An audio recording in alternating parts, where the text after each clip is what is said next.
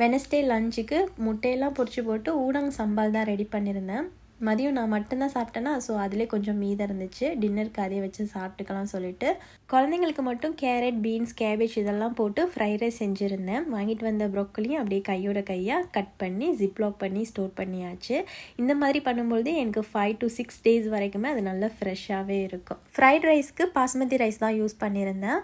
சாதத்தை வந்து 3/4 பதத்துக்கு நல்லா வேக வச்சு தண்ணியெல்லாம் வடிச்சிட்டு அப்படியே ஆற வச்சுட்டேன். அப்புறம் பேனில் கொஞ்சம் எண்ணெய் ஊற்றி கட் பண்ணி வச்சுருக்க வெஜிடபிள்லாம் சேர்த்து குக் பண்ணதும் 2 முட்டை உடச்சி ஊற்றி அதை நல்லா ஸ்க்ரம்பிள் பண்ணிவிட்டு அப்படியே வெஜிடபிள் கூட மிக்ஸ் பண்ணி விட்டுட்டேன். அதுக்கப்புறம் அடுப்பை லோ ஃப்ளேமில் வச்சுட்டு நம்ம ஆற வச்சுருக்க சாதத்தை ஆட் பண்ணியாச்சு. சாதம் வந்து கொஞ்சம் ஆறி இருக்கணும். ரொம்ப சூடோடு ஆட் பண்ணோம் அப்படின்னா நம்ம மிக்ஸ் பண்ணும்போது உடஞ்சி போயிடும்.